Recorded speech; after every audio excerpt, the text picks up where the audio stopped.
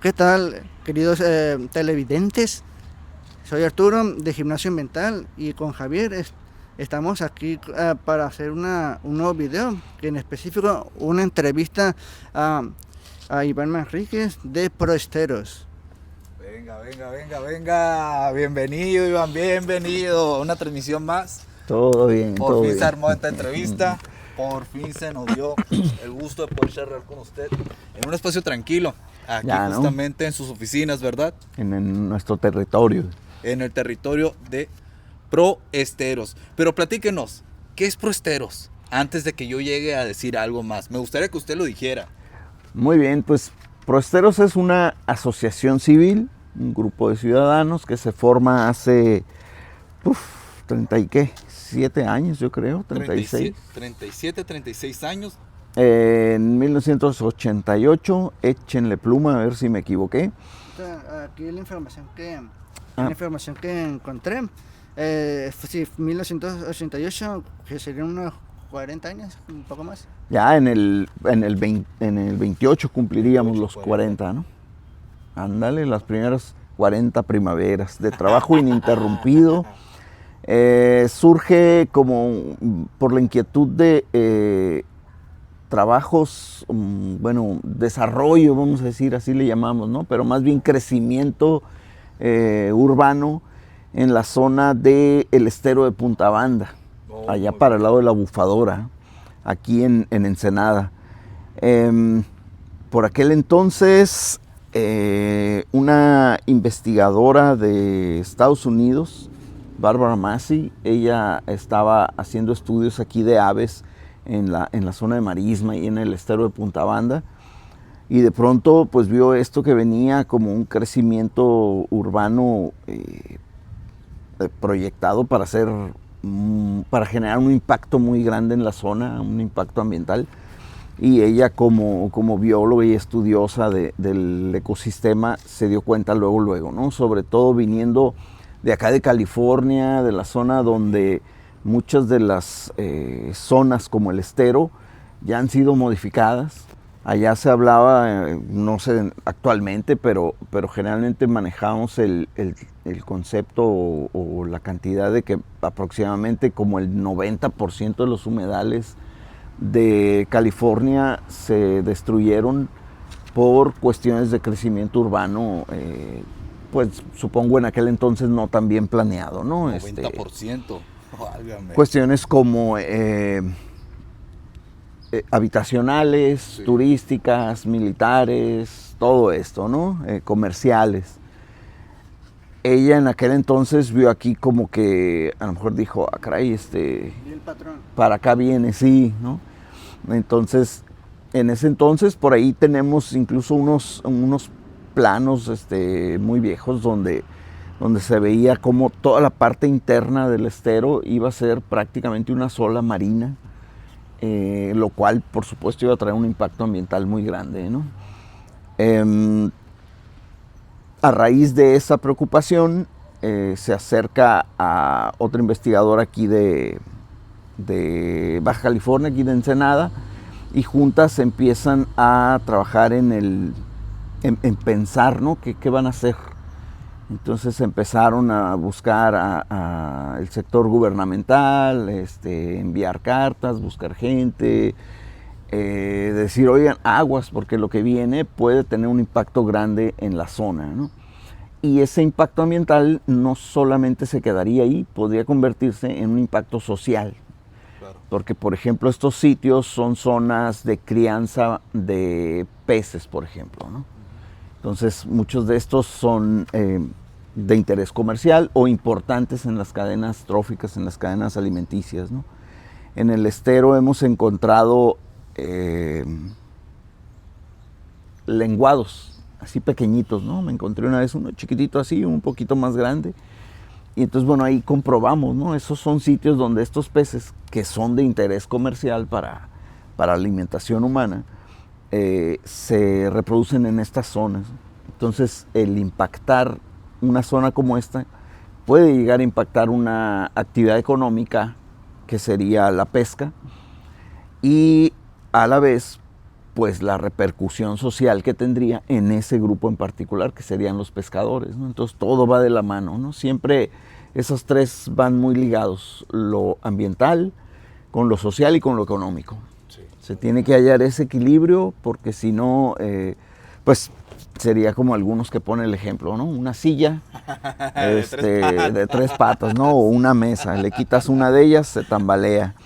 Y si consideramos esos tres ejes, pues quítale uno y nomás te quedan dos, ¿no? Entonces está medio difícil sentarse en una silla de dos patas, ¿no?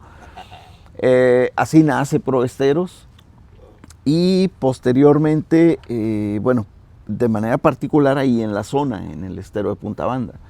Ya después empezó a crecer, a abarcar otros sitios del estado, otros sitios de la península de Baja California, mucho del noroeste costero, los estados que rodean el Golfo de California, Mar de Cortés, que sería Sonora, Sinaloa, Nayarit, Baja California Sur y Baja California. Se extendieron bastante. Bastante, y hemos trabajado a nivel nacional en algunos otros sitios, más bien a través de colaboraciones, y por ejemplo en el Comité Nacional de Humedales, ¿no? El que, pues que fue este año, inicios de este año, mi anterior directora Laura Martínez Ríos estuvo como presidenta del Comité Nacional de Humedales. Y cuando ella salió, yo quedé como presidente interino ocupando el espacio. Y apenas este año dejé ya ese cargo, ¿no? Entonces, a nivel nacional hemos estado participando. Y en la convención Ramsar, que es la Convención Internacional sobre los Humedales, también hemos participado. En este caso también Laura estuvo en el comité técnico de la convención Ramsar a nivel internacional, ¿no? Con otra persona también de aquí de México, y bueno, iba a estas reuniones internacionales, y así, una serie de cosas que nos han llevado desde lo local, que es lo que más trabajamos, hasta niveles nacional e internacional, ¿no? Así fue como nació Proesteros. Ahí en el estero de Punta Banda, hace 8 años. Y pues nació pues así, sin como con esa preocupación, y poco a poco pienso yo que nos hemos identificado mucho con la comunidad, particularmente ahí en Punta Banda, pero también en otros sitios. Quizá parte de esa como identificación con las comunidades es porque seguimos siendo un grupo muy pequeño. Actualmente aquí dentro de la organización somos 5 personas trabajando, ¿no? Son todas las personas que conforman oficialmente a Proesteros. Exacto, los que estamos trabajando aquí. Tenemos un consejo directivo con algunas otras personas que apoyan en toma de decisiones y ese tipo de cosas, ¿no? Pero los que estamos aquí laborando en el día a día, en las actividades propiamente, somos 5. Entonces somos muy poquitos comparado con otros grupos que tienen un montón de gente. Y sin embargo, lo que hemos logrado hacer, yo creo que nuestra mayor fortaleza es las alianzas, coaliciones, colaboraciones, que lo platicábamos fuera de cámara, Arturo y yo, esto de esas colaboraciones que hemos hecho, ¿no? Eso te hace fuerte, de manera que lo que solo no puedes hacer, lo haces así, ¿no? Con voluntariado, con colaboraciones con otras organizaciones, alianzas con las comunidades y ese tipo de cuestiones que te fortalecen, ¿no? Sí, una pregunta que me surgió ahorita, dijo que hay 5 personas oficialmente, pero hay otro grupo que como la toma de decisiones sería algo similar a lo que es en las empresas los miembros de la empresa y luego que los accionistas, algo parecido. Algo así, solo que... la parte de las acciones. Exacto, sí. De pronto hay cosas que, bueno, aquí tomamos decisiones pues el día a día, ¿no? Lo cotidiano. Sí. Pero pronto quizá hay alguna cuestión que decimos, a ver, espérame, no sé si esto es conveniente para la organización, ¿no? o es algo muy trascendente, o es a lo mejor una nueva unión con otro grupo que dices, a ver, no me termina de convencer por, no sé, a lo mejor los valores que maneja o los, qué sé yo, ¿no? Entonces eso lo llevas al consejo. Entonces, a ver, oye, fíjate que está pasando esto, ¿ustedes cómo ven? Y con la experiencia de la gente de ahí, ya te dicen, no, sabes que este grupo, sí, mira, sabemos que, no sé, no va acorde con, no sé, por decir algo, los valores de Proesteros, ¿no? Entonces, a lo mejor esto tendrías que cambiar mucho tu forma de ser para poder hacer esa alianza, esa coalición. Yo creo que mejor cada quien por su lado, quizá colaborar en algunas cosas, pero hasta ahí, ¿no? O de pronto para el como reporte, rendición de cuentas, todo ese tipo de cosas, ¿no? Entonces la mayoría de las organizaciones los tienen y en el caso de nosotros pues somos una asociación civil, como les decía, un grupo de ciudadanos, generalmente como trabajé aquí mucho en la parte de educación ambiental, actualmente me desempeño como director de Proesteros. A los niños y jóvenes les decía, ¿no? Para entenderlo eso de asociación civil, porque muchas veces los niños les dicen si no lo entendían, digo, pues es eso, somos un grupo de ciudadanos que nos asociamos para algún fin en particular. Y lo podemos ver muy fácil a lo mejor en la gente que cuida a los perros de la calle, que los esteriliza, que les alimenta y les busca casa, la gente que cuida a los ancianos, por ejemplo, y les da hogar, les da cuidados de salud y compañía, no sé, gente que se dedica a cuestiones de cuidado del agua, por ejemplo, y que son ciudadanos preocupados por algún tema. La ventaja esa es, en el caso de las asociaciones civiles, uno decide qué es lo que quiere hacer, ¿no? Y en este caso, pues la conservación de humedales en particular es nuestro objetivo, nuestra prioridad, ¿no? Humedales, de paso, para quienes no estén familiarizados, pues son cuerpos de agua, son zonas húmedas que son como la zona de transición entre la parte terrestre y la parte acuática.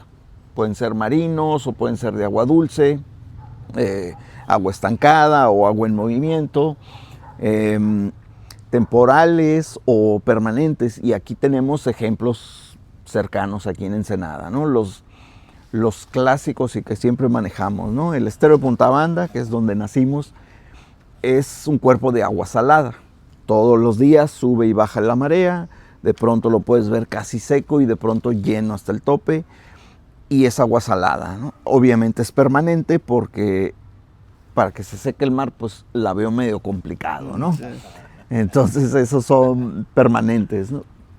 El caso, por ejemplo, de Laguna Hanson, hay, a lo mejor algunos han estado en la Laguna Hanson y la han visto totalmente seca. Entonces ahí, por ejemplo, es un humedal, pero este es de agua dulce, de agua de lluvia. Y puede llegar a secarse, puede ser temporal, a diferencia del estero, ¿no? La lagunita podría ser otro ejemplo de un humedal de agua dulce. Y los que son artificiales, por ejemplo, la presa. En este caso tenemos también nuestro humedal artificial, que sería la presa. Si no existiera la cortina de la presa, que es esa bardota que le da forma y que, bueno, tiene la calle que atraviesa por ahí encima y si se asoma uno hacia un lado se ve el agua de la presa, ¿no? Eso lo construyeron y ahí se acumula el agua. Entonces es artificial porque cuando no estaba la cortina de la presa, pues no se acumulaba el agua, simplemente corría por el arroyo, ¿no? Sí. Aquí tengo una pequeña lista, pero me surgió otra pregunta de lo que acabo de comentar. ¿Cuál sería la diferencia entre un humedal y un lago? Porque uno creería que la Laguna Hanson sería un lago pequeño, pero un lago en toda regla. Sí, bueno, sería como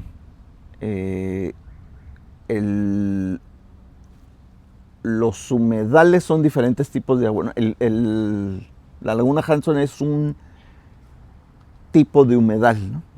Así que todos son, como es que estoy pensando en lo que luego manejamos mucho, lo de las proteínas, ¿no? Para quienes han estudiado, que dicen, bueno, ¿cómo era?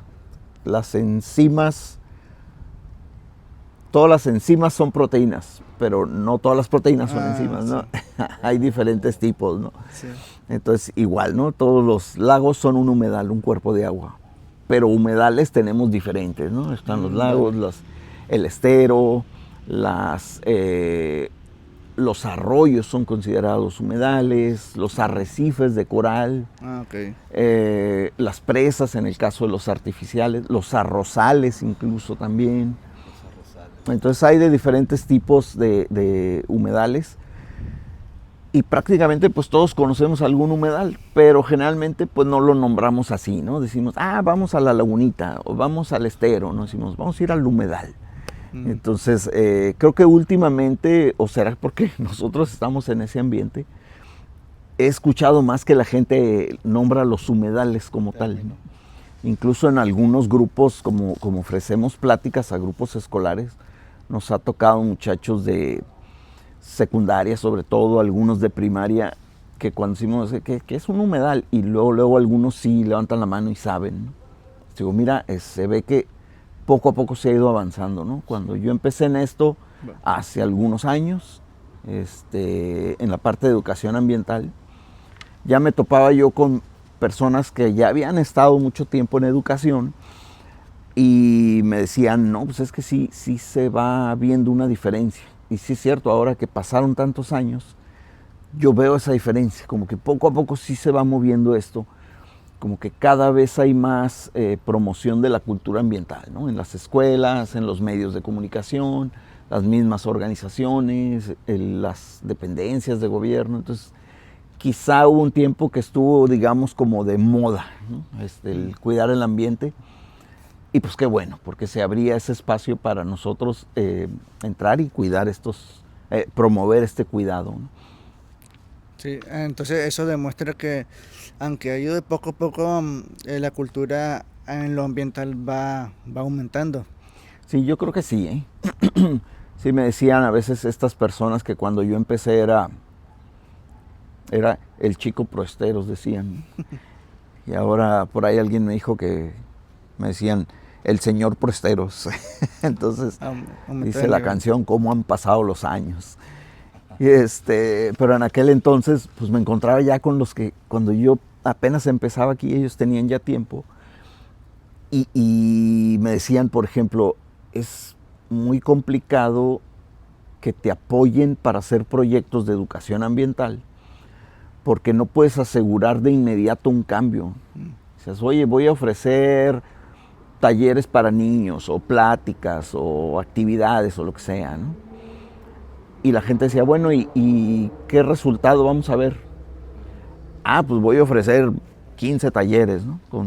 Voy a tener a 10 niños en cada uno, pues son 150 chamacos que van a aprender, ¿no?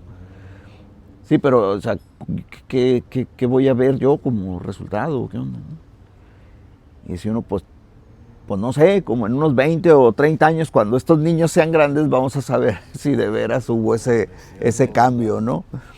Porque, pues sí, no puedes asegurar, ¿no? La educación se va quedando en la persona, pero no puedes asegurar, en cuanto le diste un taller, a lo mejor le haces una encuesta, pues te va a responder lo que le acabas de decir, ¿no? A lo mejor regresas en 3 meses y ya no se acuerda ni qué vio, ¿no? Entonces realmente esto es un proceso a largo plazo y afortunadamente se ha apostado ya más a eso, como que sí se ve ese cambio, ¿no? Seguido platico esta anécdota de una muchacha que estudió, no recuerdo si era ciencias ambientales, que me dijo en una ocasión que ella tuvo una plática, que Proesteros le dio una plática cuando ella estaba, no sé si en la primaria o en la secundaria, creo que en la primaria, ¿no? Entonces, en parte eso la movió para seguir aprendiendo de medio ambiente y al final terminó estudiando ciencias ambientales, ¿no? Esa fue la buena noticia. La mala noticia es que le dije yo, bueno, seguramente fue Benjamín, el que estaba antes que yo, quien te dio la plática. No, fue usted, me dijo. Me cayeron como 20 años encima de un solo jalón, ¿no? Y dije, esta que estaba en la primaria, ahora la encuentro ya como egresada universitaria. Entonces fue como una dulce pena, ¿no? Una satisfacción muy grande porque fui parte de eso y a la vez dije, ay, qué viejito estoy, ¿no? Pero sí, creo que sí se ha visto ese cambio, ¿no? Y es eso, no lo puedes ver de inmediato, pero sí cada vez veo más niños y jóvenes que están más, que saben más del tema. Excelente. Sí.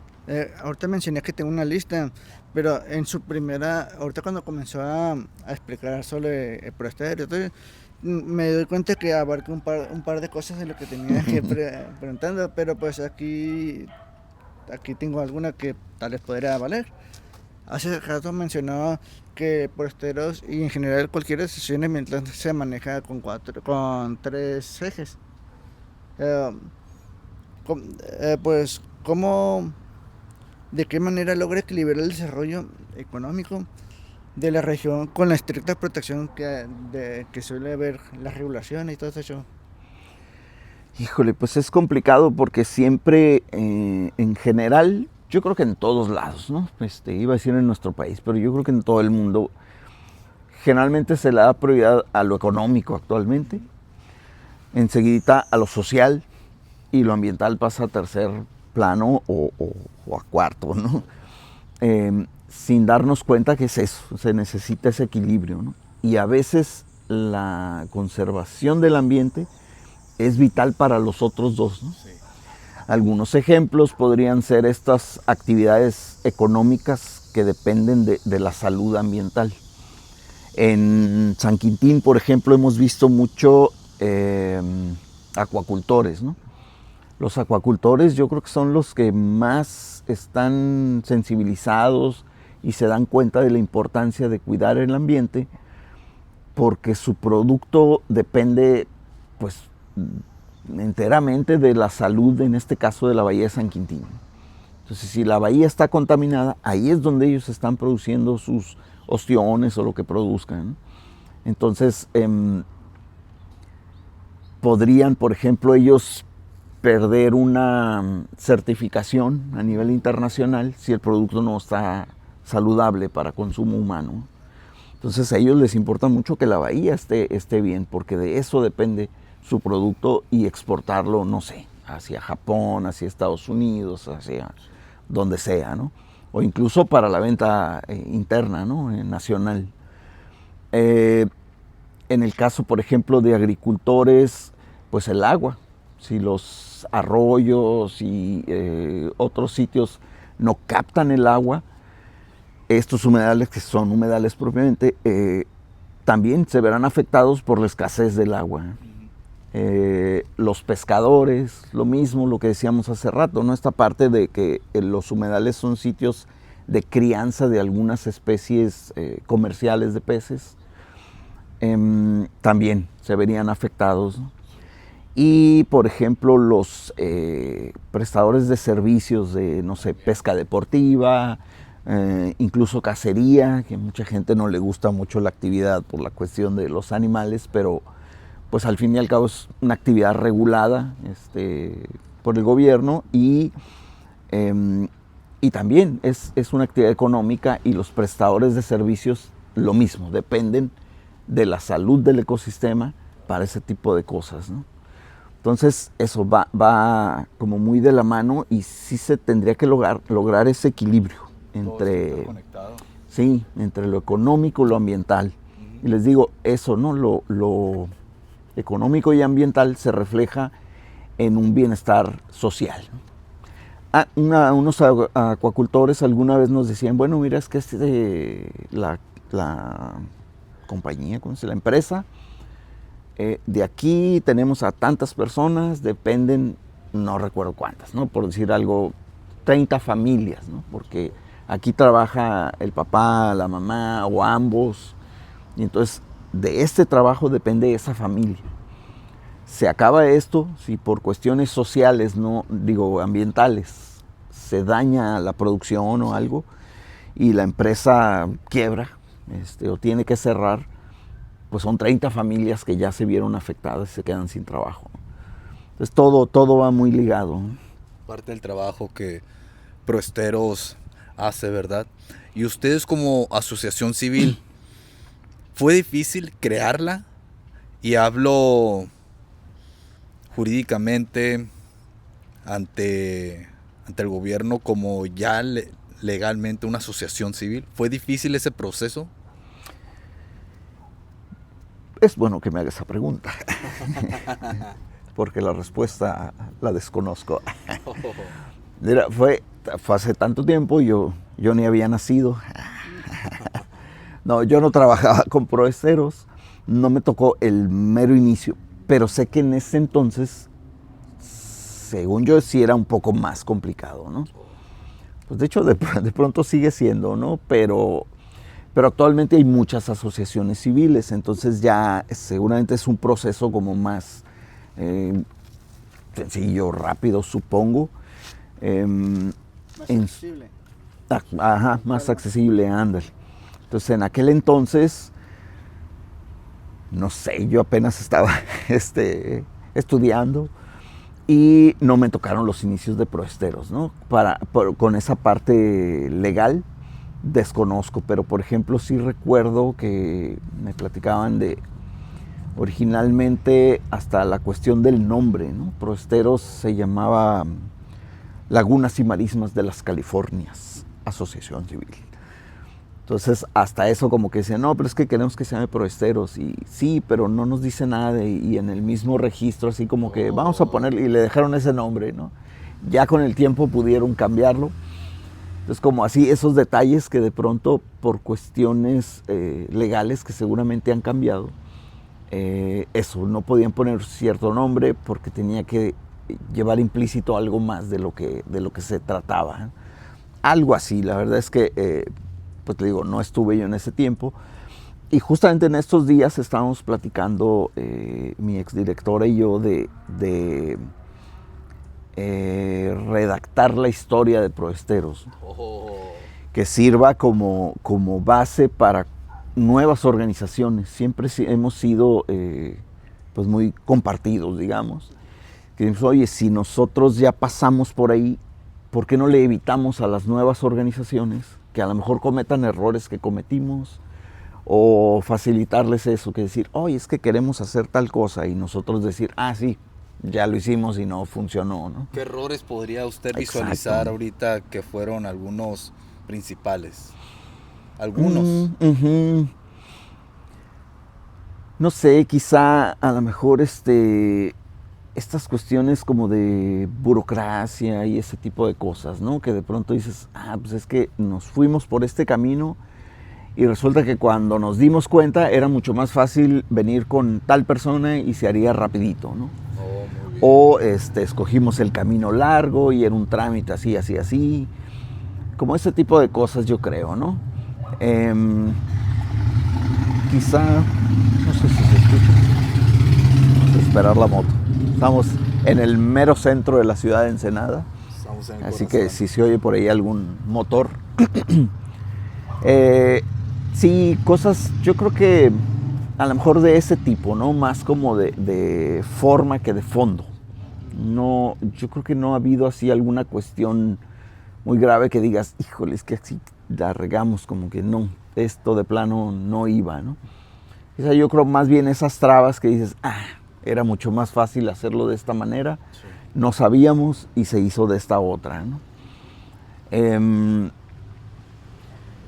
Actualmente te digo, esta parte de compartir información nos ha tocado nuevas organizaciones que quieren conformarse, ya consolidarse como una asociación ya formal.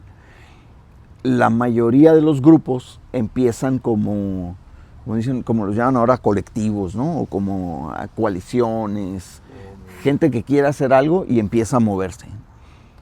Pero a lo mejor luego dicen, oye, pues qué tal si nos consolidamos, y sobre todo, ¿saben qué? Yo pienso la parte de consecución de fondos. De pronto dices, oye, yo, no sé, hago limpiezas en la playa porque me preocupa el tema, ¿no? Pero entonces yo pongo mi gasolina para ir a la playa, y yo voy y pongo bolsas, y pongo guantes para la gente, y pongo mi tiempo, y todo lo que tiene que hacer uno, ¿no? Dice, oye, pues no me alcanza, no puedo. Si tuviera dinero, a lo mejor, mira, pondría gasolina, a la gente a lo mejor le daría, aunque sea un sándwichito porque vienen y nos apoyan, compraría guantes porque si no le estoy pidiendo a la gente, oye, ven y ayúdame a limpiar, pero tráete tus guantes y tráete tus bolsas, va a decir la gente, ay, que a todo dar, ¿no?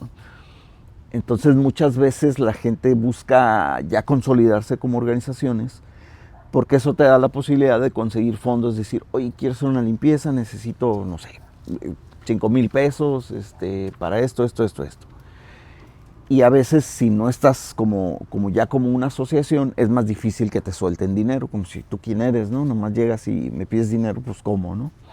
Ya sea al sector gobierno, a fundaciones, a empresas, que de pronto dicen, sí, podemos dar fondos, pero pues demuéstrame que eres alguien que estás trabajando en ello, que ya llevas tiempo trabajando, yo ni te conozco, ¿no? Muchas veces por ahí van y se acercan a nosotros y preguntan precisamente, ¿no? ¿Cómo lo hicieron? Ah, pues hay que ir ante un notario para que ahí ponga quiénes son, hay que hacerle el acta constitutiva donde tú pones, somos estas personas, nuestro objetivo es tal, lo vamos a hacer de esta manera, tenemos, no sé, una forma de trabajar, todo eso, ¿no? Entonces compartimos esa información. Digo, el chiste es que si uno ya pasó por ahí, pues facilitarle a los nuevos, ¿no? Que lo hagan lo más rápido y fácil y se unan a empezar a trabajar. Bien mencionó que una asociación civil no es precisamente en temas ambientales, sino que también hay para cuidados de perros, de personas mayores, niños de la calle, mujeres, hombres. Exacto. Entonces, es necesario que las personas que quieran hacer una asociación civil se unan para tener un objetivo en particular y de esa forma iniciar el proceso, ¿verdad? Para hacer una asociación civil. Sí, yo creo que lo primero es eso, ¿no? El que todos estén con una idea en común, empiecen a trabajar. Hay algunos lugares donde te piden, por ejemplo, necesitamos que estés trabajando por lo menos 6 meses consecutivamente para iniciar un proceso de, no sé, o de consolidación, o de consecución de fondos, o de, qué sé yo, apoyo de alguna manera, ¿no? Entonces muchas veces sí dicen que probablemente haya pasado, ¿no? Que a lo mejor hay gente que tiene muchas ganas de hacer algo, pero empieza y son lo que siempre pasa. Un montón de gente, pero 3 son los que trabajan. Y los demás, pues nomás van de vez en cuando y así, ¿no? Entonces también hay mucha gente que va a decir, bueno, sí, pero, o sea, te apoyo si me demuestras que ya estás haciendo algo, ¿no? Porque a lo mejor yo te doy mi apoyo, mi nombre, mi dinero o mi tiempo, y resulta que a la semana dices, no, pues es que siempre no lo pudimos hacer porque pues, ya no tenemos gente. Entonces dices, mira, no, tenemos 6 meses trabajando, hemos hecho una limpieza por acá, hemos hecho una campaña de educación ambiental en las escuelas por allá. Y entonces ya la gente dice, mira, si han estado trabajando, quiere decir que están metidos en esto, ¿no? Y es una ventaja enorme el poder trabajar y vivir de esto. Porque, por ejemplo, en el caso de los que estamos aquí en Proesteros, pues este es nuestro trabajo. Entonces, le podemos dedicar el tiempo, ¿no? Hay organizaciones que se manejan, pues, totalmente por voluntarios, ¿no? Entonces, eso es más complicado porque la gente, pues, tiene que tener su trabajo, su ingreso, y a la causa que les interesa aparte, le dedican de manera voluntaria su tiempo. Entonces ahí es más complicado porque, oye, pues sí quiero, pero pues no puedo, ¿no? Y ustedes como asociación civil, ¿de dónde es que reciben la mayor parte de sus fondos? ¿Del sector gobierno o del sector privado? Más bien privado por fundaciones a veces internacionales, a veces nacionales. Trabajamos mucho por proyectos. Entonces lo que haces es precisamente eso, desarrollas un proyecto, vamos a poner un ejemplo, me gusta mucho el ejemplo del charrancito, ¿no? Del charrán mínimo, el gallito marino, que algunos de las personas que nos siguen ya lo conocen. Una ave migratoria que tiene un estatus de protección y que anida ahí en el estero de Punta Banda, en el caso de aquí de Ensenada, ¿no? Estamos haciendo monitoreo de los nidos, los pollos, los adultos, todo, para tener una idea de cuántos hay, qué estatus tiene, si está bajando la población, subiendo, qué peligro se enfrenta y todo eso. De manera que pues necesitamos ir al estero cada vez. Los que conocen por aquí es yendo hacia la Bufadora, en el ejido Esteban Cantú, donde están los campos La Joya, Villarino, ahí se me fueron el otro. En esa zona de por ahí, entonces es ir desde aquí de Ensenada hasta allá, ¿no? Entonces cada ida pues es la gasolina, es el tiempo de las personas, de pronto depende de la actividad que hagamos, hasta la comida, porque se nos atraviesa la hora de la comida y después de trabajar en el campo casi nos desmayamos, ¿no? Entonces de regreso, pues aunque sea unos tacos de pescado, ¿no? De manera que hay que invertir fondos en ello. Entonces tú haces tu proyecto y dices, ok, tengo yo, quiero monitorear el ave, necesito gasolina, necesito darle quizá mantenimiento al vehículo, alimento para 3 personas o los que vayan, a lo mejor algo de equipo, un telescopio, un binocular, así, ¿no? Desarrollas tu proyecto y lo sometes generalmente a alguna fundación. Hay fundaciones que precisamente, como el nombre lo dice, dan fondos, ¿no? Entonces ellos, Fundación Fondo. No había ligado Fundación sí, Fondos. yo al principio tampoco, ¿no? Entonces sí, dan fondos para ello y muchas veces son fundaciones de empresas, ¿no? Empresas ya grandes que generan mucho dinero y entonces, bueno, pues tienen seguramente ellos tendrán ahí algunos esquemas que muy probablemente les den algunos beneficios quizá fiscales, como por ejemplo deducibilidad de impuestos o algo que digan, mira, les voy a dar fondos para que hagan tal cosa y bueno, ellos tienen así, ¿no? Y pues muchas son empresas grandes, empresas, pues no digo marcas, pero no sé, de refrescos, de computadoras, de tiendas de autoservicio, cosas así, ¿no? Supongo que se interesan por sus proyectos, ¿verdad? Ajá, entonces son compatibles. Ellos lanzan convocatorias. Oh, muy entonces ellos ponen ahí, a ver, fundación tal, ¿no? Financiamos proyectos de medio ambiente, proyectos sociales, de género, de lo que sea, ¿no? Y entonces ahí ellos mismos ponen sus bases.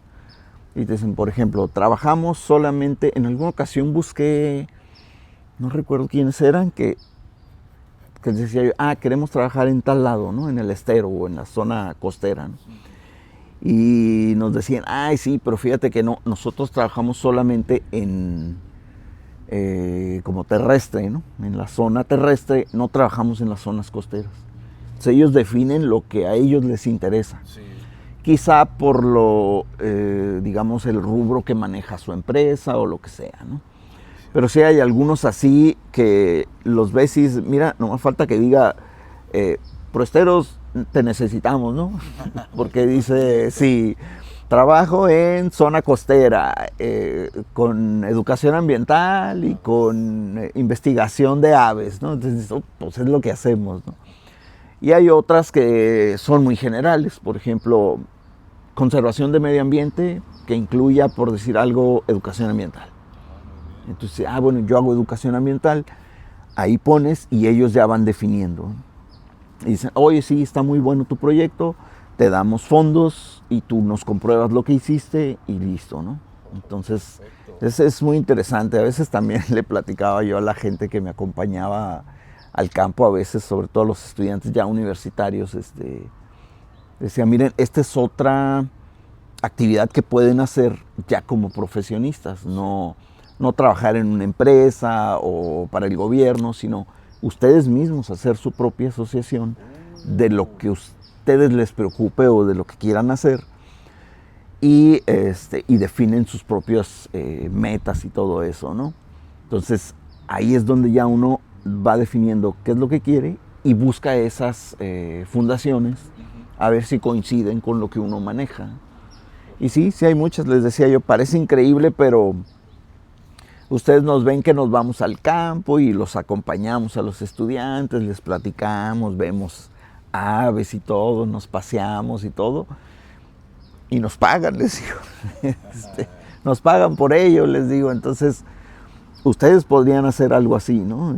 Como egresados ya de oceanología, biología, ciencias ambientales o alguna cosa así. Entonces, estando fuera, a lo mejor dicen, oye, pero ¿de veras te pagan por venir a ver pajaritos y contar nidos? Y pues sí, porque tiene su importancia. A lo mejor de fuera lo ven como que, ay, pues nomás se va a pasear, a ver pájaros, a platicar con los niños. Pero tiene una importancia. Entonces sí parece así como que, órale, entonces también te pagan por eso. Y sí, dan fondos, ¿no? Es parte de un trabajo y es y pues como les digo aquí a los muchachos, pues somos afortunados, ¿no? De trabajar en lo que estudiamos, bendecidos por trabajar en lo que estudiamos. Y que nos paguen por ello, ¿no? Sí, usted menciona de que las personas los pueden ver en salidas de campo, viendo los pájaros, contabilizando, Exacto. trazando, pero no ven todo ese trabajo que hay Previo, detrás, ¿sí? Documentación, reportes, planeación, Exacto. juntas, toma de decisiones, que en este caso sería el 50% de Cierto. lo que está haciendo. Sí, tiene razón. Es como estos eventos expoambiente y ese tipo de cosas, ¿no? En particular expoambiente, en este caso aquí lo maneja el gobierno del estado, ¿no? Yo me acuerdo que le decía a nuestros colegas ahí del gobierno que el mero día llegábamos las organizaciones con nuestro stand, lo ponemos y platicamos con la gente. Y les digo, pues para nosotros está bien suave porque nomás llegamos, ponemos, platicamos y nos vamos, ¿no? Damos nuestra información y listo, ¿no? Pero les decía, hasta que me cayó el 20 y les digo, pero es que ustedes yo sé que han de tener 1, 2 o 3 meses planeándolo y buscando quién va a poner las carpas y permisos en la zona donde van a estar. Y entonces le digo, así como que, ups, y sí es cierto, pues cuando nos toca a nosotros mismos desarrollar un evento, pues tienes que empezar mucho antes, ¿no? La planeación previa. Entonces sí, de pronto el público ve lo bonito, ¿no? Y el trabajo previo, que a veces es cansado o a veces hasta aburrido, ¿no? Trabajo en el escritorio o estar haciendo llamadas, pero pues ya que ves el trabajo terminado dices, no, pues vale la pena, ¿no? El trabajo terminado. Sí, Sí. no, iba a mencionar que hace un mes vi un caso de lo que ha mencionado de cómo algunas asociaciones colaboran con empresas. Uh-huh. En este caso vamos a mencionar a un, no sé si llamarlo rival o compañero de asociación civil, Uh-huh. sería Pronatura. Uh-huh. No, me equivoqué. El Grupo de Conservación de Islas Ah, sí. hizo una colaboración con la fundación de las farmacias similares. Uh-huh. Ahí pueden verlo Anda. en sus redes sociales, en Facebook, Uh-huh. que hicieron esa colaboración más o menos hace casi un mes más o menos. Uh-huh. Ese es un ejemplo de cómo una asociación civil y una empresa pues hacen colaboraciones para el bien del ambiente. Exacto, sí. Entonces hay, por ejemplo, en alguna ocasión vimos, yo no sabía, estaba una fundación que era de Disney.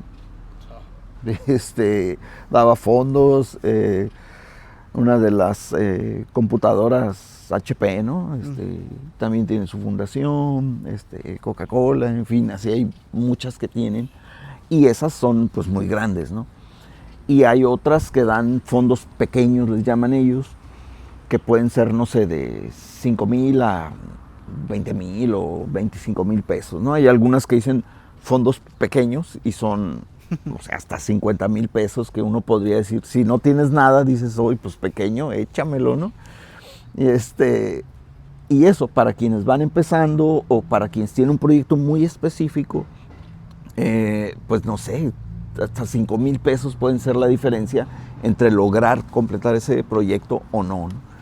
Y para fundaciones que dan a veces cientos o miles de dólares, pues 5,000 pesos no es nada, ¿no? Pero para grupos pequeños, les digo, puede ser la diferencia entre lograr hacer un evento público, por ejemplo, ¿no? Que digas tú, es que necesito rentar sillas y carpas para que la gente se pueda sentar y entonces ya, lo demás yo me lo aviento, ¿no? Muchas de estas cuestiones de así, financiamiento y eso, se incluye una contraparte, digamos, una contrapartida, que sería lo que tú pones. Que lo platicábamos una vez y decíamos, es que por ahí alguien lo manejaba como que a veces lo que tú pones es más de lo que te da la fundación. Porque la fundación te da, por decir algo, $5,000, ¿no? Pero tú dices, bueno, tienes a 3 expertos que, o sea, para llegar a donde estuvieron, tuvieron que estudiar, se gastaron una lana en eso, ¿no? Tú pones 2 computadoras, un proyector, sillas que tú tienes, el carro en el que vas a moverte. Entonces, esas cosas que no las pones en el ratito, no las compras para eso, pero ya las tienes. Y a veces haciendo el balance dices, no, pues estoy pidiendo $5,000, pero en lo que yo estoy poniendo son como 8,000, ¿no? Caray, pues entonces sí estoy poniendo, aunque pareciera que no, porque son cosas que ya tienes, ¿no? Pero que en algún momento tuviste que invertirle. Entonces aquí, por ejemplo, tenemos nuestro proyector, el cañón, entonces, y la computadora portátil que usamos en las pláticas. Entonces, muchas veces en pláticas que ofrecemos a escuelas, decimos, usted nomás pónganos el aula y a los niños, nosotros llevamos el resto, ¿no? Entonces eso. Nosotros y muchas de las organizaciones, por lo general la mayoría no cobramos por ese tipo de servicios, porque pues procuramos eso, que dentro de los fondos que pedimos esté incluido eso, ¿no? Que generalmente es la gasolina, el salario de las personas y equipo o material que se ocupe, de manera que es mucho más fácil llegar al público y difundir nuestro mensaje.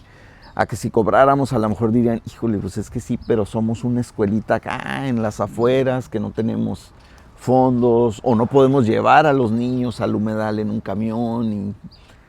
Entonces, generalmente procuramos así, ¿no? Son nuestros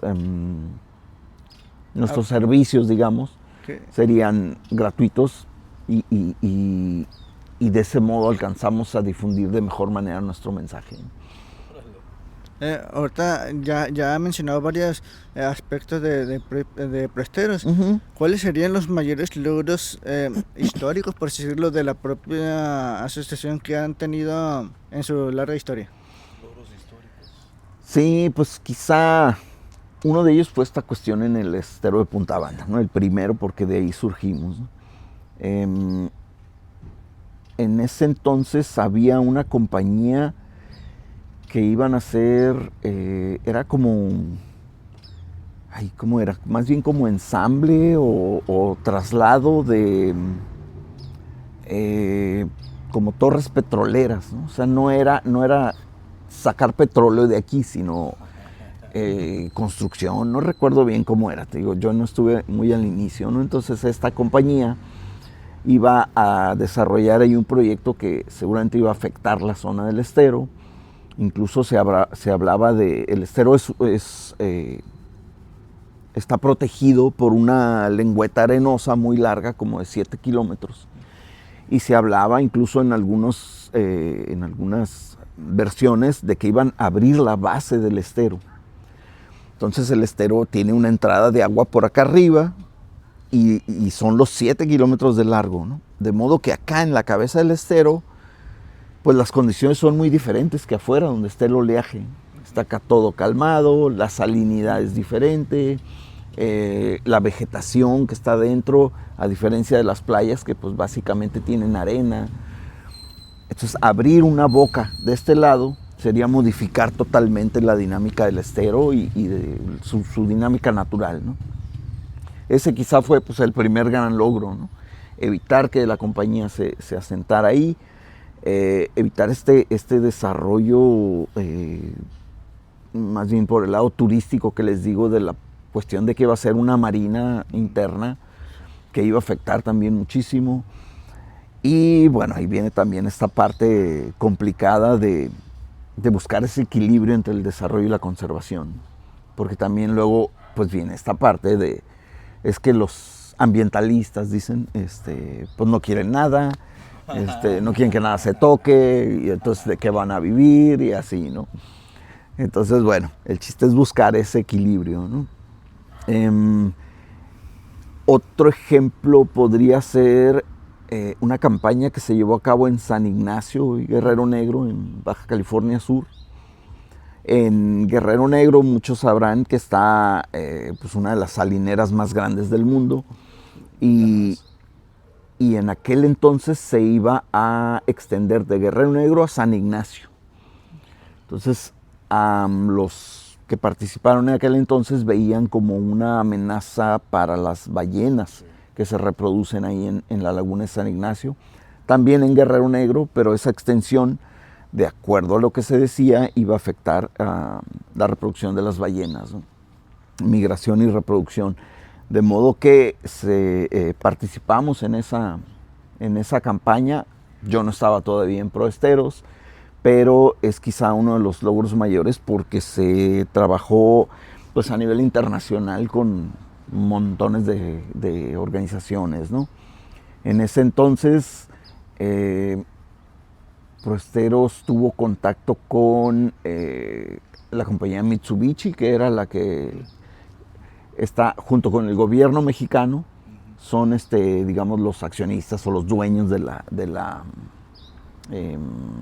salinera, ¿no? de la empresa, ¿no? Obviamente el gobierno mexicano lleva un porcentaje mayor, como por ley me parece que así tiene que ser. Pero entonces, por ejemplo, gente de Proesteros fue a la compañía allá a Japón, a Mitsubishi, a hablar con la gente de la compañía, a explicarle cómo estaba el rollo, ¿no? En las Naciones Unidas estuvieron también trabajando o en reuniones gente de Proesteros, entonces fue algo muy grande. Y a la vez fue interesante porque otra vez, ¿no? La bondad de mantenerse pequeñito, ¿no? Entonces era un contacto muy directo con la comunidad. Entonces de pronto Proesteros, al ser pequeño, tenía ese acceso muy fácil a la gente de la comunidad, que a lo mejor venían grupos internacionales muy grandes que quizá no hicieron ese match, ¿no? Esa unión con la comunidad, ¿no? Algo que nos ha caracterizado mucho es eso, el respeto por las comunidades. De pronto decimos, bueno, esta es la información que tenemos, te la hago llegar a ti que vives ahí en el humedal, que vives del humedal. Mi punto de vista como asociación civil es nuestro punto de vista como biólogos, como oceanólogos, es esto, te ofrecemos la información y al final de cuentas las comunidades deciden. Entonces lo platicábamos una vez diciendo algo así como, el día que no nos busquen para tomar una decisión, pues nos va a doler nuestro corazoncito, pero nos va a dar mucho gusto porque quiere decir que ya no nos necesitan. Entonces, si muchas veces las comunidades nos buscan y nos dicen, oye, fíjate que está pasando tal cosa aquí, ¿qué onda? ¿Qué hacemos? ¿Dónde denunciamos? ¿Cómo nos pueden ayudar? ¿No? ¿Tienen contacto de nuevo con ustedes si hay nuevas problemáticas? Ajá, muchas veces así es. Seguimos en contacto con las comunidades. El estero de Punta Banda, la comunidad sobre todo del ejido Esteban Cantú. Me gusta mucho platicar una historia que platicaba Laura, mi exdirectora, que le tocó ya vivirla. Se llegaron con unas personas que venían de Estados Unidos Y eran eso, eran biólogos, eran conservacionistas y así, ¿no? Entonces llegaron al estero y andaban observando aves, entonces andaban en la zona con binoculares y pues vieron unos gringos por ahí y la gente del ejido se acercó con rifles y todo el rollo, ¿no? Pues han de haber pensado, estos gringos vienen a quedarse con la tierra, ¿no? Y entonces pues ahí, ¿qué pasó? ¿Qué está pasando aquí? ¿Por qué bien? Y pues ellos no hablaban español, entonces nomás veían gente con rifles, pues estaban asustados y la gente de Proesteros les traducía y entonces los del ejido que no hablaban inglés, hey, ¿qué le estás diciendo? ¿Por qué les hablas en inglés? Pues es que ellos no entienden. Entonces resultó ahí como muy curiosa la historia, pero una de las personas que estaba ahí, que era Rafael Ponce, falleció hace poco desafortunadamente, era muy joven. Y yo me acuerdo que casi siempre, ¿no? Se veían Laura, mi exdirectora, y el señor Ponce, y decían, le decía a él, ¿no? ¿Te acuerdas, Laurita? Decía, cuando llegaron con los rifles, pues cómo no, dice Laura, cómo se me va a olvidar, ¿no?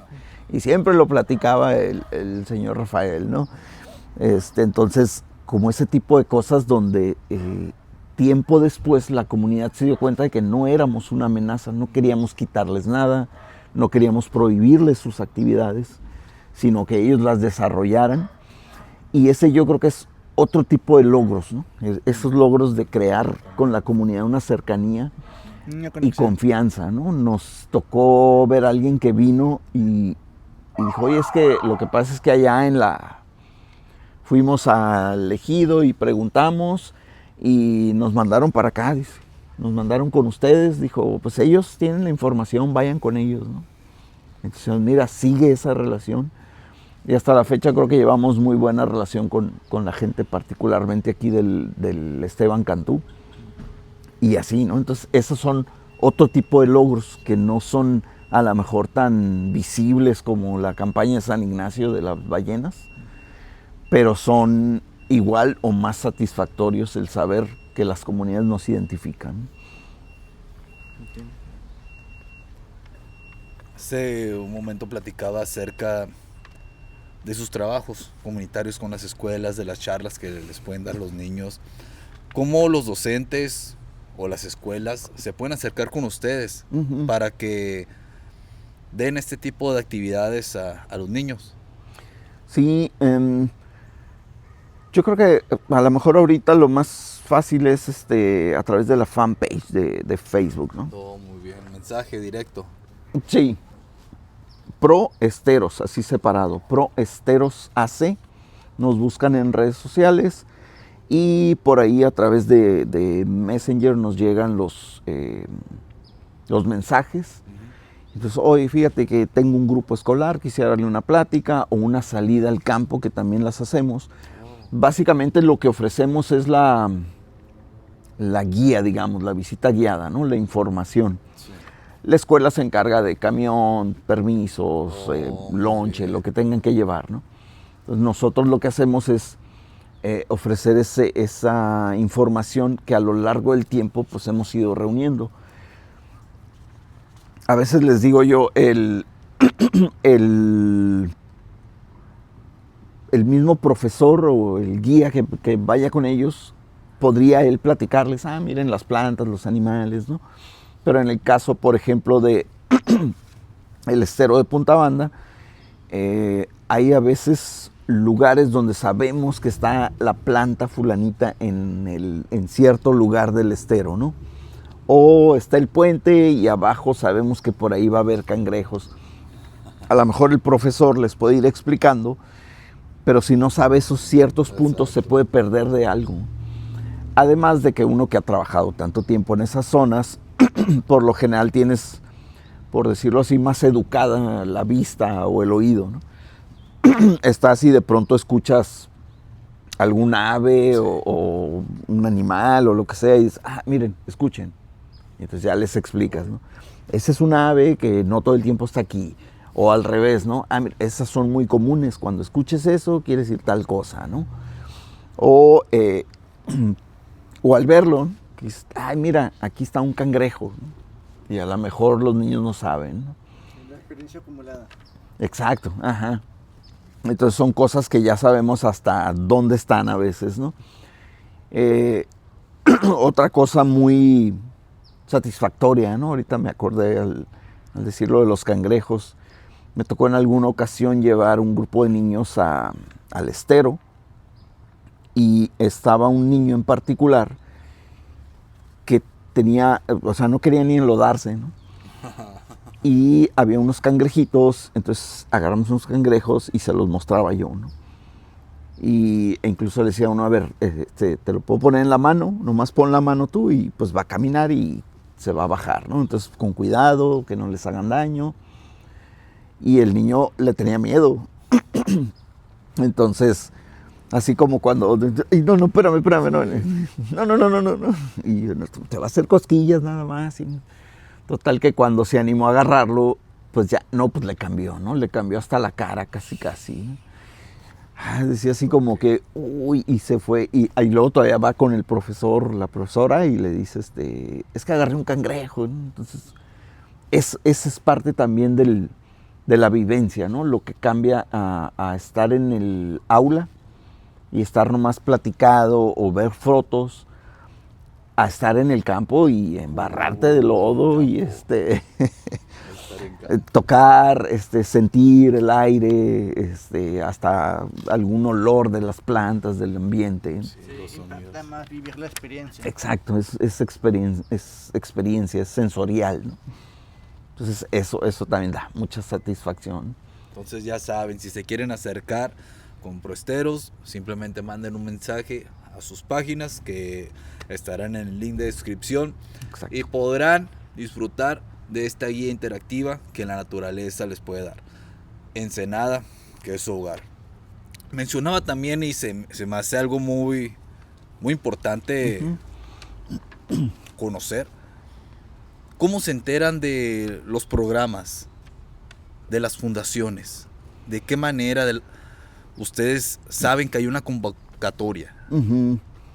Muchas veces entre organizaciones hermanas, vamos a decir, se comparte la información. Oh, muy bien. Tenemos por ahí contacto con, pues como les decía, casi todas las del noroeste, que son pues un chorro, ¿no? A nivel de los 5 estados, pues tenemos muchas. Y de pronto comparten, oigan, fíjense que está esta convocatoria, y sale una que a lo mejor nosotros no conocíamos, ¿no? Hay mucho esa cuestión compartida. Quizá por eso yo siempre he tenido la sensación de que los que trabajamos en medio ambiente de pronto somos eso, como muy sensibles a que sabemos que todos estamos trabajando por lo mismo, ¿no? Y como la mayoría de las organizaciones civiles, pues somos sin fines de lucro, ¿no?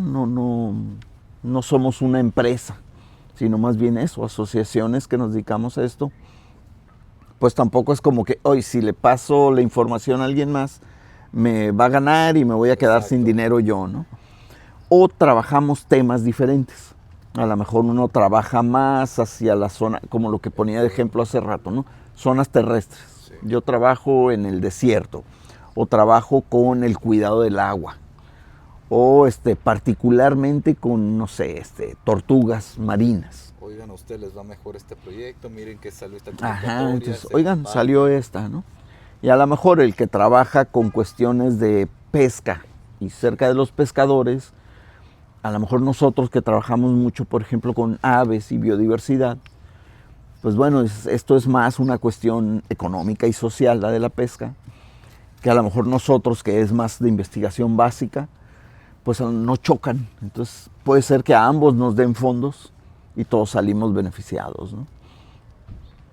Excelente. ¿Tienes alguna pregunta, Arturo? Pues todavía tenemos aquí un par aquí en la lista. Adelante. Ya. Miren, en el estero de Punta Banda, que es un sitio Ramsar, ya lo he mencionado, que es de enorme relevancia internacional. ¿Cuáles son las amenazas más urgentes que enfrenta este ecosistema hoy en día?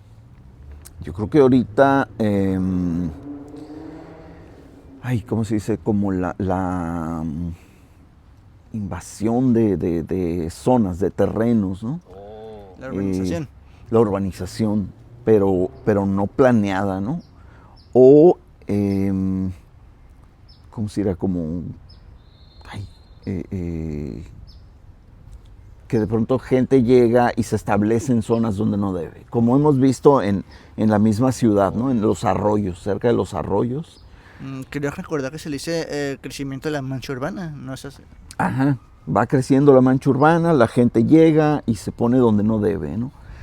A finales del año pasado tuvimos un evento conjunto con gente de San Diego y era, ¿cómo se llamaba? King Tides, las mareas rey sería, ¿no? King Tides, que eran las mareas extremadamente altas, las más altas del año, ¿no? Que por cuestiones ya de por sí naturales, es esto de que suben mucho las mareas en esa temporada invernal, y además había unas surgencias o no sé qué fenómeno en el agua, de modo que fueron más altas todavía, ¿no? En la zona del estero, por la zona del Salitral, hubo zonas que se inundaron y ya tienen viviendas ahí. Sí, ¿verdad? Sí, he notado que ya hace hay poco, venta de terrenos, hay casas de 3 pisos. Exacto. Pero son sitios que en años anteriores se han inundado. Sí. Hay imágenes y no es muy viejo eso, es reciente. Ajá. Es de años, ¿qué le gusta? De 10 años para acá. Sí, entonces yo creo que va un poquito de la mano, ¿no? Esta parte de eventos extremos que en la teoría, la prospección es que aumentaría el nivel del mar de acuerdo con lo que se maneja por cuestiones de cambio climático. Entonces esas zonas van a tender cada vez más a inundarse, ¿no? Muy probablemente las personas que compraron terreno ahí o que construyeron, pues lo compraron o empezaron a construir en temporadas donde las mareas no llegaban tan altas y ellos no lo veían como una amenaza real, ¿no? Entonces de pronto llegan estas mareas y pues sí, prácticamente se les mete hasta la cocina, dice la chaviza, literal, ¿no? Literal. Me tocó en una ocasión andar por allá y estaban haciendo los, no sé cómo se le llama, pero para poner los cimientos de una casa, ¿no? Todo el hueco que hacen primero en el suelo y ya después llenan de cemento y las varillas, ¿no? Era para hacer una casa de rehabilitación. Órale. Entonces no sé si era que a lo mejor por ahí alguien les donó el terreno o no dudes que a lo mejor alguna persona del sector gobierno dijeron, les vamos a donar este terreno, ¿no? Y ellos pues felices empezaron a trabajar, los vi que estaban ahí y después regresé al mismo sitio cuando sabía yo que iba a haber mareas muy altas. Y tengo fotografías de ese entonces donde estaba todos los huecos que habían hecho ya para empezar a hacer los cimientos. Sí. Y se ve en la foto pues, que el agua se está metiendo a los cimientos. Cuando llegué, justo cuando la marea estaba llegándole, y ahí tengo las fotografías, ¿no? Entonces, obviamente eso ya no se hizo. Decía hace rato, ¿no?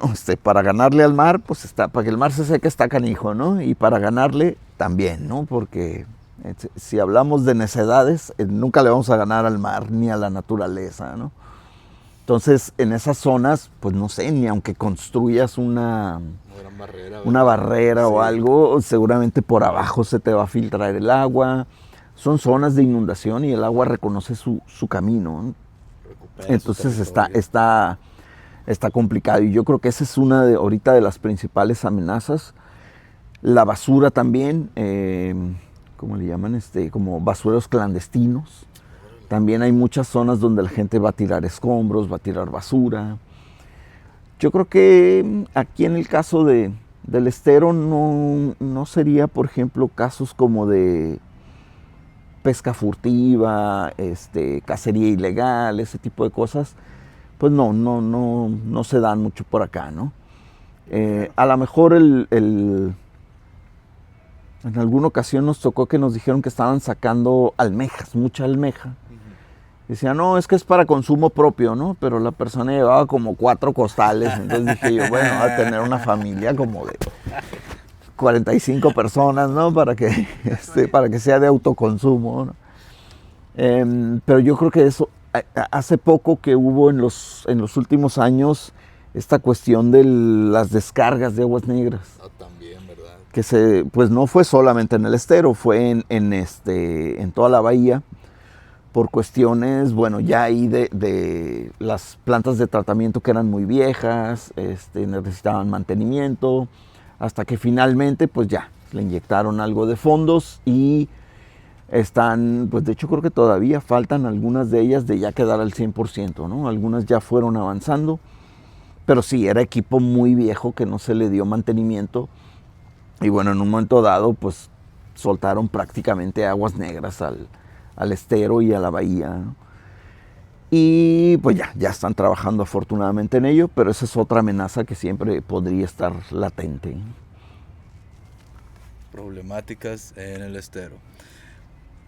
Me voy con la parte de que las personas saliendo de la universidad no precisamente tienen que salir a buscar un empleo en sitios relacionados con su carrera, sino que también se pueden abrir las puertas en este tipo de organizaciones civiles.